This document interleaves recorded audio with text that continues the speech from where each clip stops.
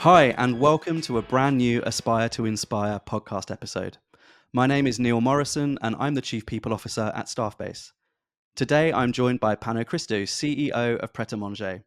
And Pano's journey with Pret started 24 years ago, having joined as an assistant manager at one of their London locations, and since then has risen through the ranks in various roles, including Chief Operating Officer, UK MD, and now with that inspiring career story is the CEO leading this global brand on their growth story.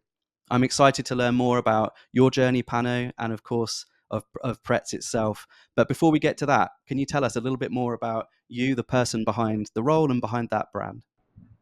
Sure.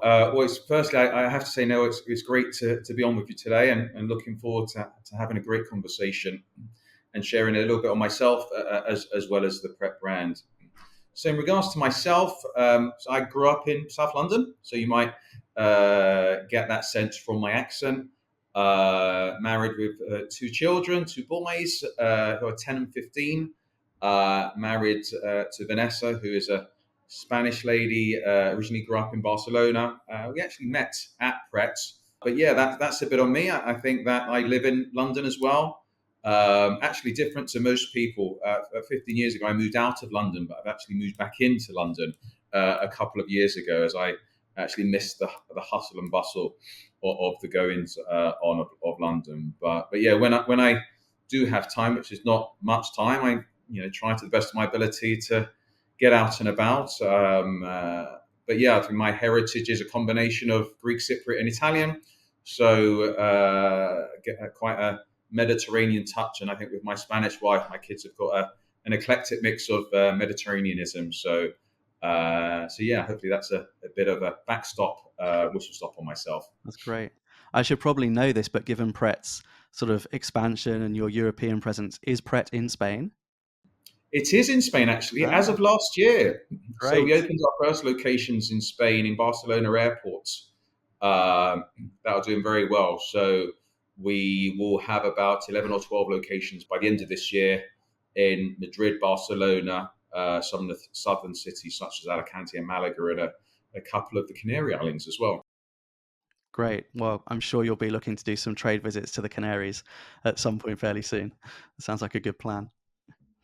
Pano, perhaps before we dive into a little bit more about your own career journey, could you give us a bit more context about Pret in terms of, its UK heritage and roots, but of course its global presence now?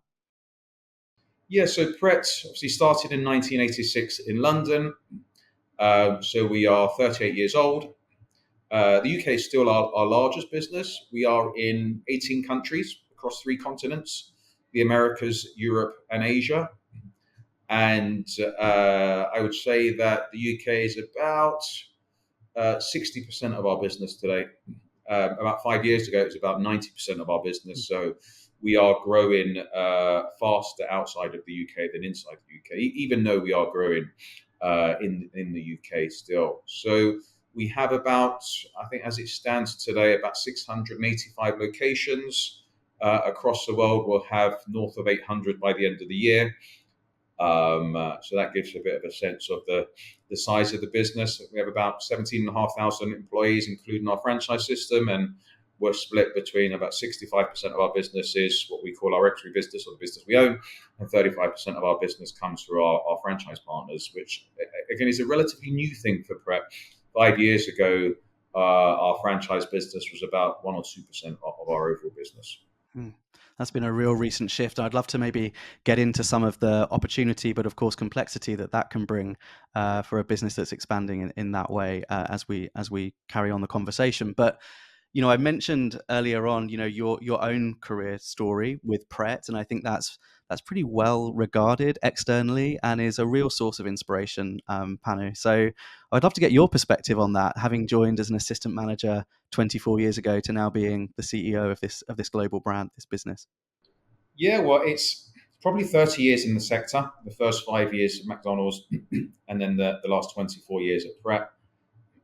Hospitality wasn't a sector I thought I would go into. I was working at McDonald's part time whilst I was studying, but actually really enjoyed the variability of hospitality, whether it's the flexibility of shifts, every day is a different day, different challenges, real eclectic mix of people from all over the world that you meet, and what's not to love about working with food.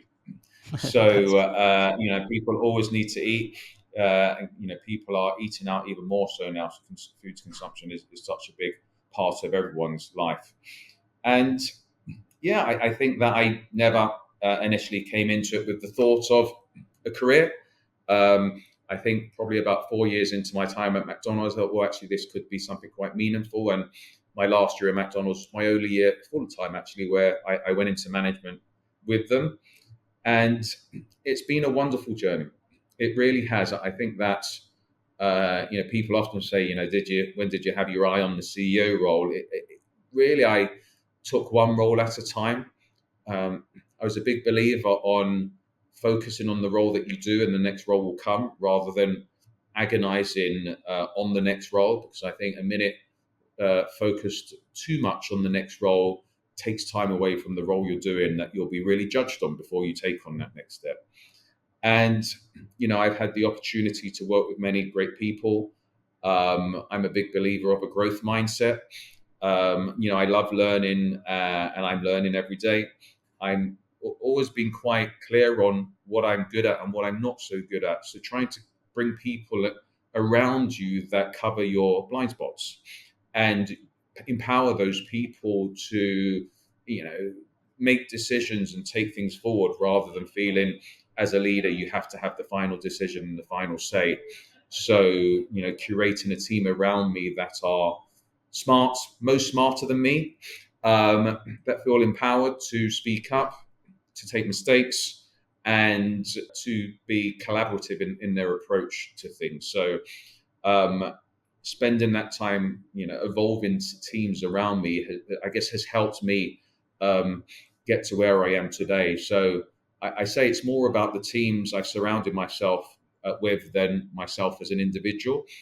But feel very fortunate to hold the reins to such an amazing brand as Pret, and be on this journey that we are now to evolve it. So I'm a big champion of careers within the hospitality sector. I think that the sector can at times have a bad reputation, low paid jobs, etc., not treating people well. So I think there are lots of companies that are flipping that on its head. I think maybe 20, 30 years ago, it's much more like that. So I think that the great opportunity I have is within the position I am to help to promote that more so broadly, and engage the next generation of leaders within our sector. Yeah, that's amazing, and I think you make a really good point. Being in a position now, and I love the humility that comes through. But you have really, you have really trodden the path within Pret and within the sector. How have you leveraged that at Pret, talking to your own internal stakeholders, your teams, your managers, as they're thinking about their careers at Pret or within the sector? How have you leveraged your own story to really cast that shadow? Well, my hope is it inspires people internally that, if I can do it from where I started, then others can. There are many people like myself in Pret that have started from the bottom and hold senior positions in Pret. So I think brands and the culture behind brands are built on stories. So taking the time out to share those stories, the good, the bad, and the ugly stories that you've experienced, to help individuals have the confidence to take more things on and take the next steps on.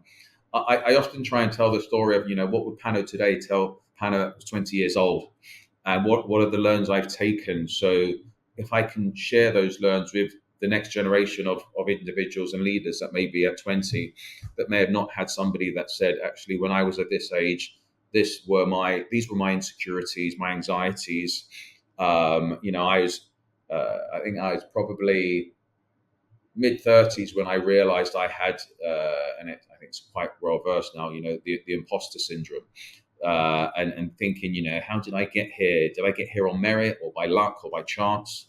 But once you break through that and understand that you're here because of merit and because of what you've achieved, you can do great things. So I think that I'm a big believer in storytelling, sharing experiences, trying to humanize leaders as well, because I think that people will think, oh, he's the CEO. I didn't want to speak to him. Anxieties, which I would have had around CEOs 10, 15, 20 years ago. So I think by telling stories, by trying to humanize yourself as a senior executive, by trying to break down the barriers of the glass ceilings or ivory towers, is something I know.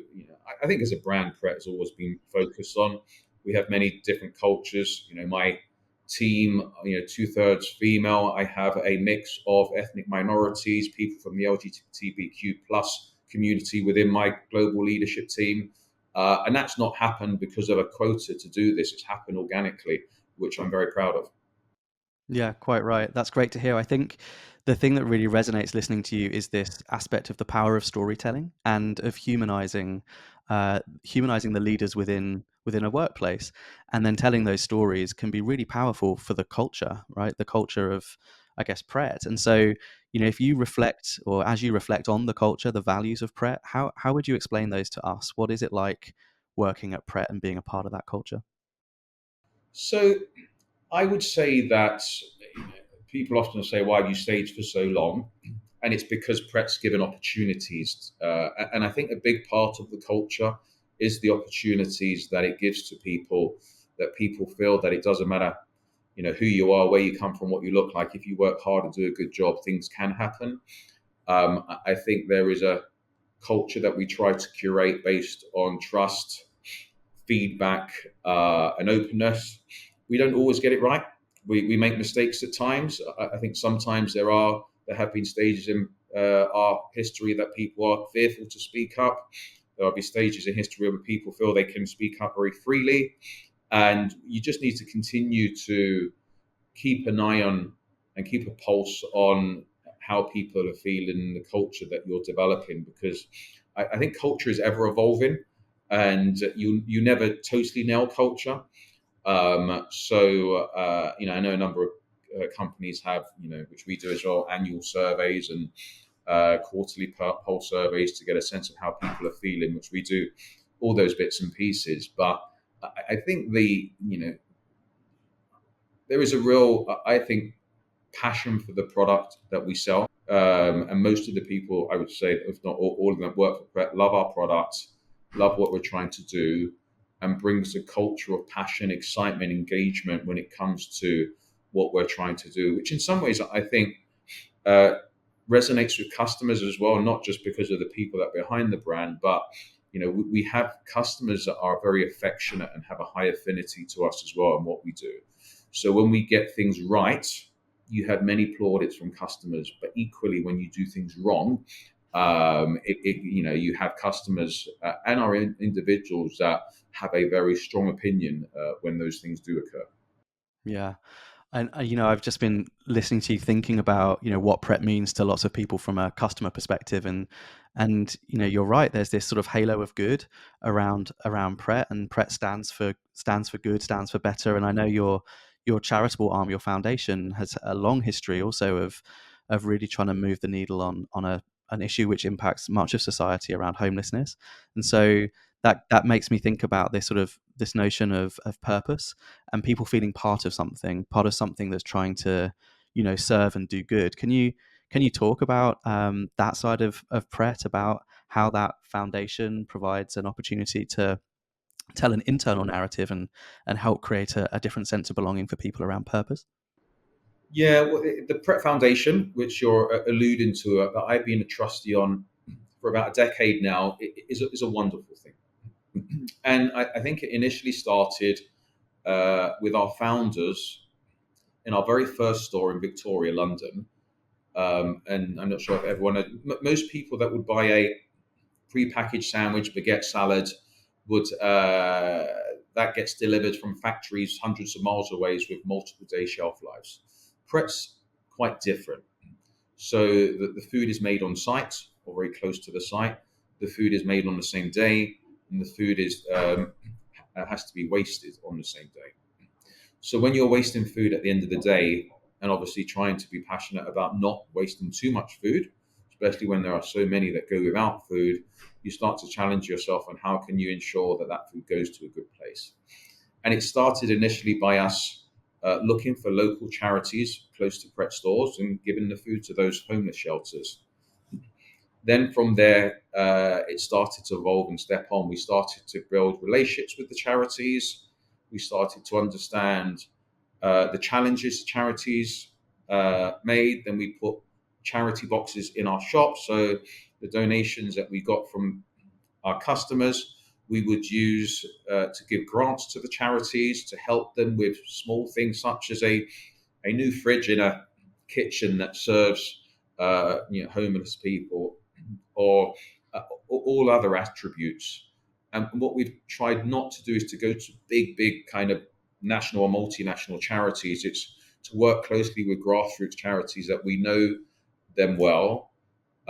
We know from a community perspective they work closely with us, and we can really see at grassroots level what impact that we're having when we are, bringing those grants forward. But then taking it a step on from there, we quickly realized, this is 20 years or so ago, that, homelessness is a cycle, and how do you break the cycle and help these individuals to get back up on their feet? And that's where what we call our Rising Star program was born. And the Rising Star program is a program that we have that brings mainly homeless people, but also ex-offenders back into the work environment. So about 80% of our Rising Stars are people that were homeless, 20% are ex-offenders. We would work closely with charities, find out those individuals that were taking shelter in these charities or engaging in these charities, and then work to try and bring them back into the work environment through Pret. But we wouldn't just put them into work. We would help them by covering their travel for the first 3 months. We would invest in counsellors to help them as well, especially within the early months. In some instances, we would support them with accommodation, because we were finding that if people don't have good, stable accommodation, they'd finish work at the end of the week and then maybe won't turn up on weekend because they've been sleeping rough. So that is something that we started doing 20 years or so ago. We brought around 500 people into the work environment through Pret. This year we're bringing 125 people. So we've had a real ramp up with this recently. We have some instances now that people that were homeless are now store managers of our shops. We kicked off a scheme a couple of years ago that we are doing internships with some of these people in our support center. So we've got a couple of them working in our digital product team now as well. So, it's just something that we have continued to focus on, being very focused on homelessness. People often say, oh, can you help with this charity or do this or do that? But we say, actually, we're very focused on this, and we think it works well with us. Obviously, we give them food away at the end of the day from our stores, but also trying to break the cycle and working with those charities. So that is something I'm very proud of. That is something that we've continued to grow. And it is an important part of Pret, and it's an important part, I think, for us as a business to give back to society.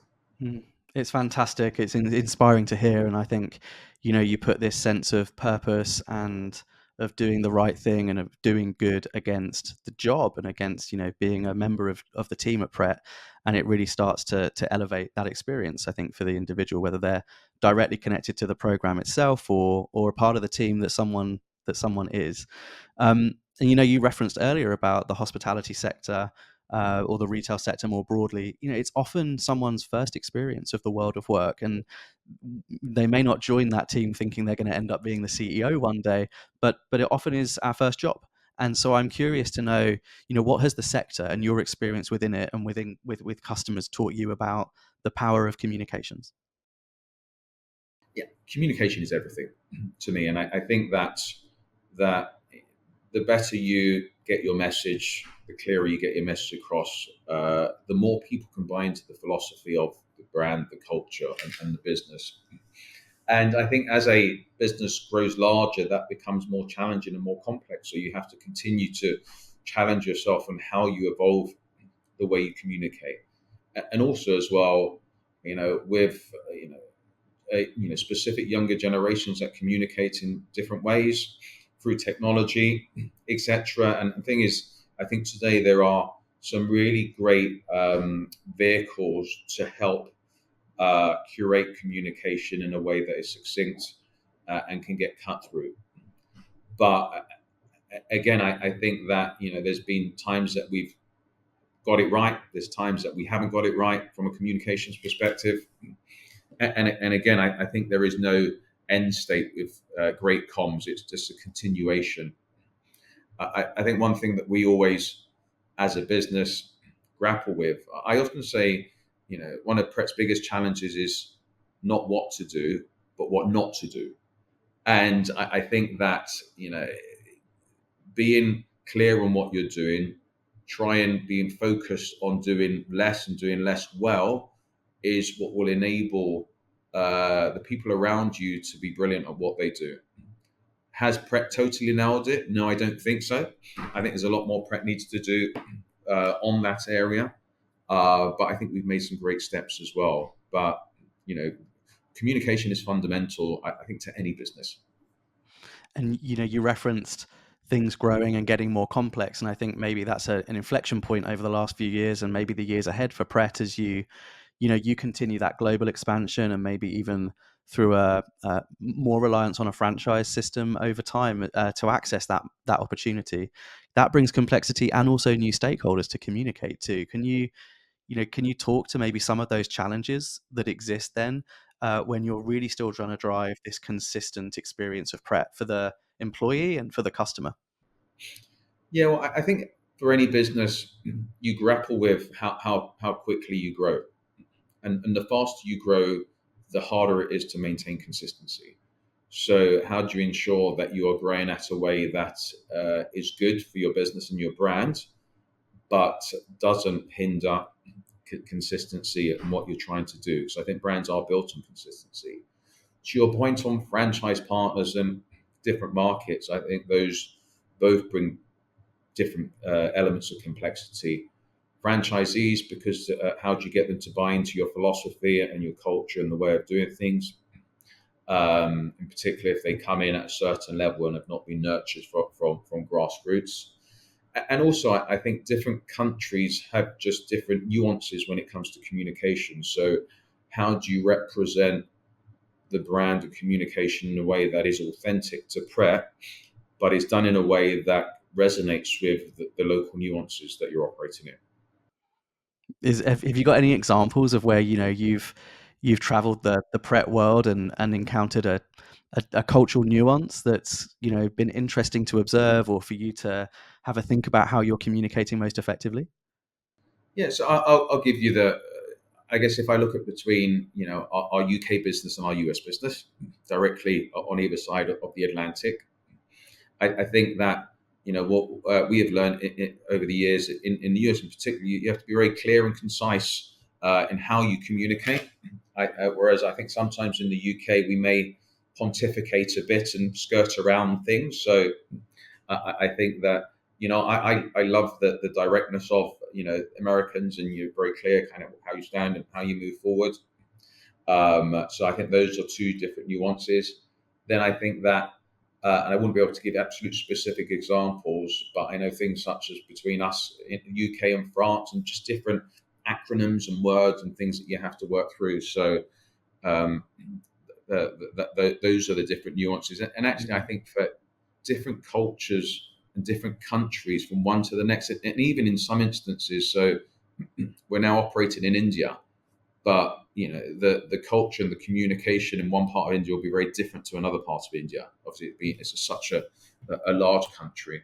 So again, understanding those differences as well.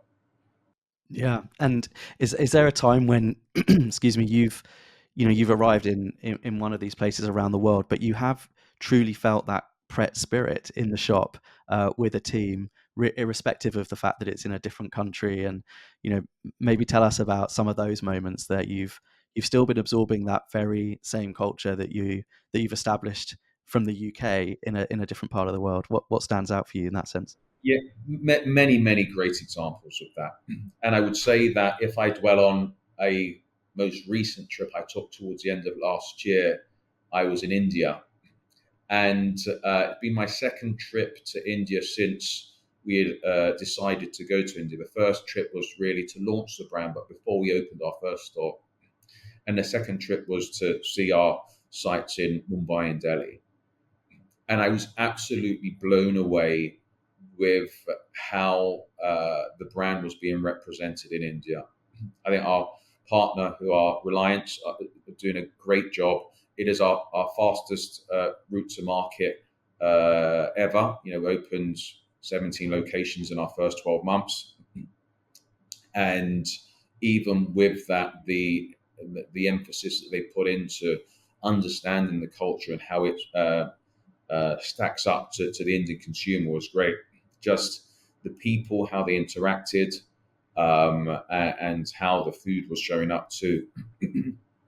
And I think that, so I'm a big believer of, you know, spending time to really understand your people and recruiting high quality people is so important. And I think that's I was talking to someone that runs hotels recently, and he was saying, Pana, do you know the difference between a good five-star hotel and a great five-star hotel? And I said, no, elaborate. So he said both hotels would be in great locations, they would look great, they would have spas, X, Y, and Z. The difference between a great hotel and a good hotel is a great hotel is where you have people really on point.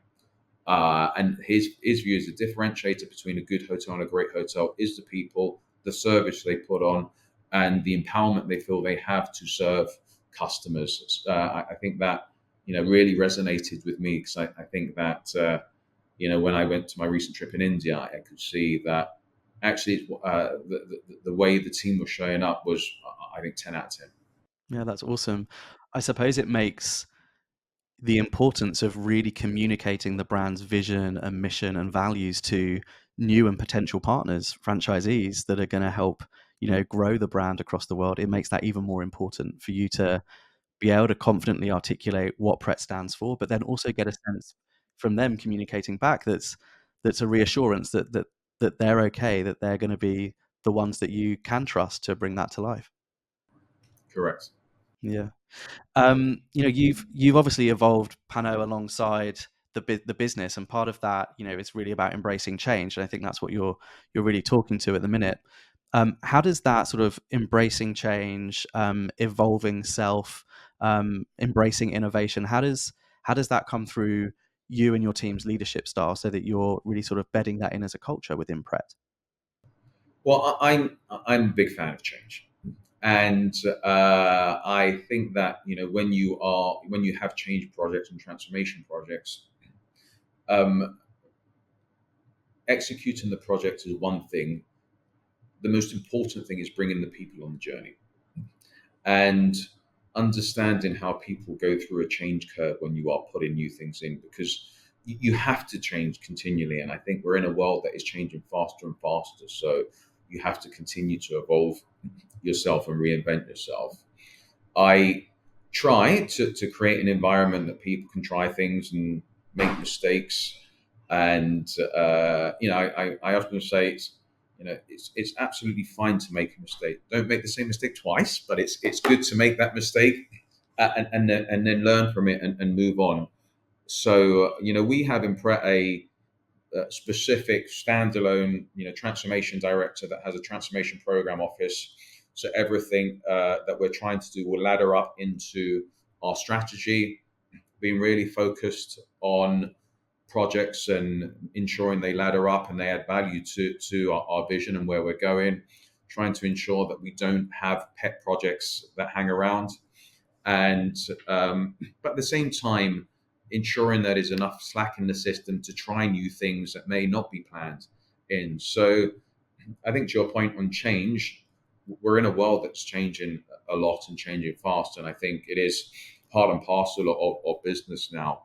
And sometimes I do wonder, somebody that's been in Pret for such a long time, shouldn't I be someone that is not really open to change because I've just seen how it is? But I would say I'm anything but. Hmm.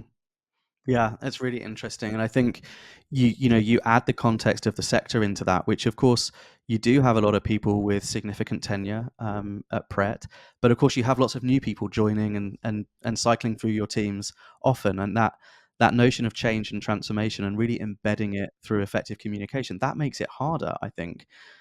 So how do you see the role of that transformation team or the business more broadly of really battling that headwind of there's lots of new people that need to keep hearing the right message over and over?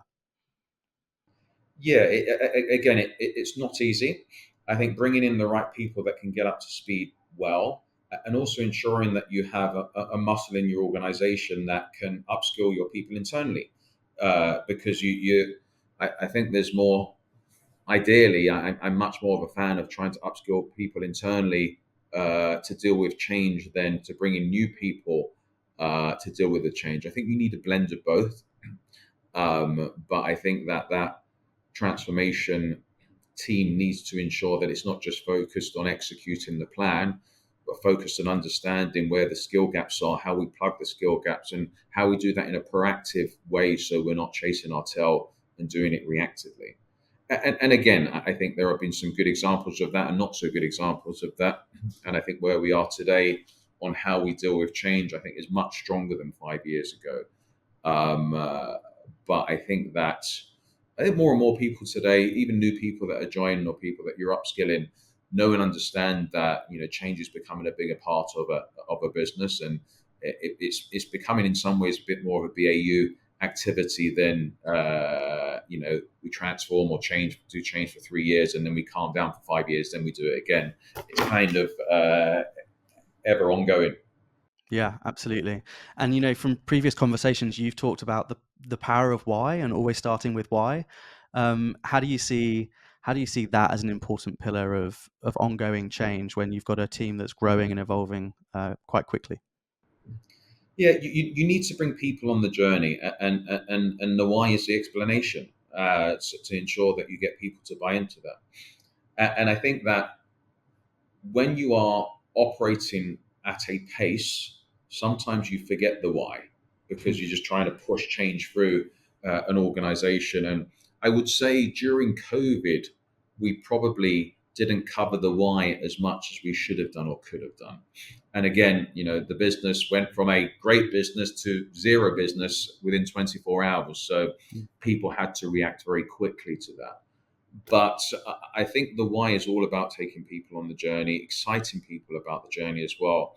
And people will have their own insecurities and anxieties when there's change. What does it mean for me? So it's like, will my job change? Will I have a job? So how do you ensure that you give people a reason to understand that this adds value to their day to day? Yeah, definitely. And you talked about exciting people. We firmly believe in the power of inspiration as a powerful tool to bring people together to achieve great things. And thinking about Pret's future now and the future growth and success that lies ahead for the team and for the brand, how do you see the role of creating inspiration to be a part of that momentum as you look forward? Yeah, I think it goes back to stories, and how do you have those stories that inspire people and excite people, and not doing it. As an example, we have an annual conference that we're having in July, so I'm going to bring one of the founders along to talk about their own views on Pret, our customers, and many of those people would have never met one of the founders at all. So bringing in different kind of vices to inspire people, so it can be done by myself or leadership or others that may have been part of the journey many years ago, or may have been in other companies that are ahead of us. So how can you? I'm a big fan of bringing in external stimulation as well as internal. So there is an outside in view of the world and of our business, and we're not just wholly focused on what we think and what we feel. Yeah, that's a great example. Pano, before we wrap up, you mentioned you've got over 17,000 people today on Team Pret, let's say across the world. Um, as you think about all of them, is there something that you hope for them, that you would wish for them, that you could share with us now? Well, in all honesty, for me, it's very simple with our people. I'm very thankful of everything they do for us every day, and without them, we are, as an executive team, are nothing. So, I thank them for everything they do. I hope that as a brand, we can continue to give them opportunities to better themselves as human beings and individuals. And I think that if we can do that bit and have an impact in their lives, as Pret has had an impact in my life, one hopes we're onto a good thing. Yeah, that's wonderful. Pano, a heartfelt thank you from me for this conversation.